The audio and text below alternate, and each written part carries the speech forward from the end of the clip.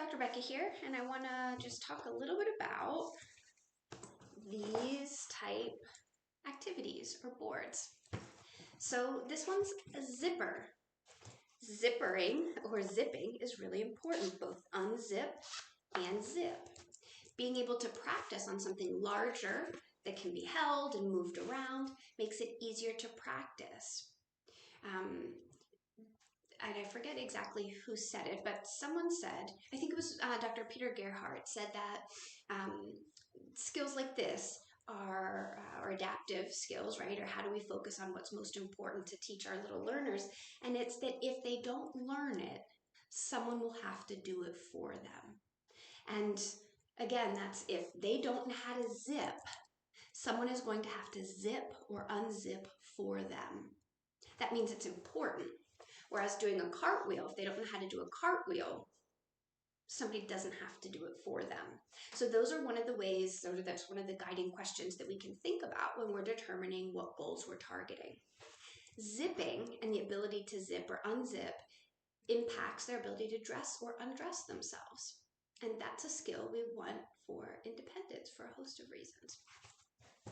Same for buckles, right?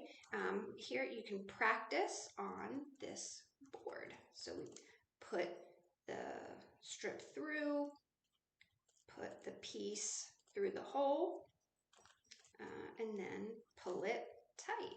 And we've got things buckled. Again, buckling, zipping, ties, snaps.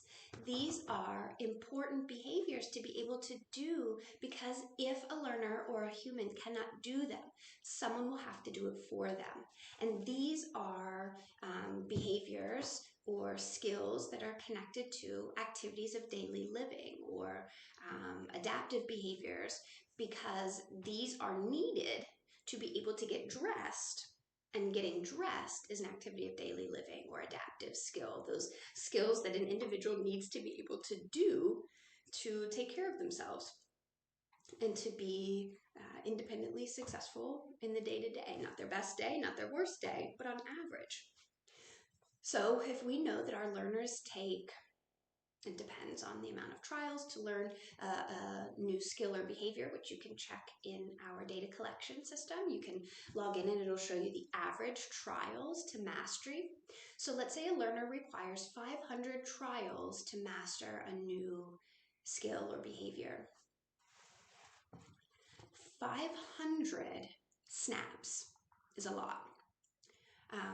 It's an extra lot if we are only snapping and unsnapping twice per day, let's say when we're getting dressed or undressed. Or maybe we're not snapping any times of day because the adult around us is dressing us and undressing us. We can't do that. We need to create and craft situations where our learners can practice these necessary skills. Snapping, zipping, buckling. For many kids, depending on the age, tying. These are really, really important. Buttons are another one. We have a button board. I just only grabbed these. So this is another reason that we should be doing this multiple times per day, right? Because if it's going to take 500 trials, if I do this 3 times a day, 3 trials times 3 is 9.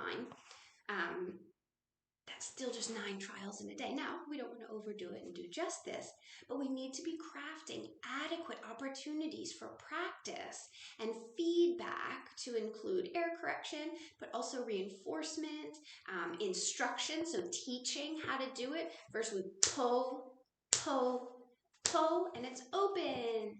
Then we close it, and it goes this way. Even I put it on wrong.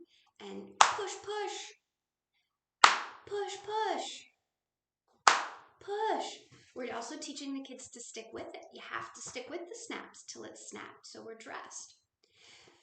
Again, the same is true for buckling and zipping. We need to be practicing these intentionally throughout the day, and it's also, so in addition to these practice, which we would grab the boards for, other practices, other materials, it's also why we need to have adequate time and space in our minds, right, in our mind schedule, for our kids to help in whatever way they can when it's time to go to the bathroom, when it's time to pack up their stuff, when it's time to open their stuff, close their stuff. Our timeline is their timeline. We'd rather a incorrect but independent response than a prompted correct response for some things, right? Because then the kids are initiating and they know that they need to try, and then we can shape up the actual behavior. So I want to really encourage everyone to be making sure that we are embedding these as activities. You don't have to do all of them at the same time, right? But maybe you do one before you go in the gross motor room. Maybe you do one or two as an activity in the session. Pull it out of your bin and work on it. Maybe you want to look up a rhyme that goes with ties. Maybe there's one for buckles, snaps, zips. I'm not sure. Remember, we can make it more fun. Maybe we sing a song while we're doing it. We might sing to them. They can certainly sing if they want, but they might be focused on the task, and so they may not be able to sing at the same time. So I realized that wasn't a great label. But again, just a reminder, the same is true for putting their shoes on and off, pulling pants up and down. Create the space in your schedule so that the kids can practice this each and every time, even if it's just that they put their hands over yours as you help pull the pants up, or they hold one side and you hold the other. We must be moving the kids towards independence, and our kids take more exposures and more practice to learn a lot of these skills. So we have to be making them a priority. We also, last thing about these is we want to make sure that we're praising effort, not just output. So doing new things is hard. Doing hard things is hard and can be frustrating.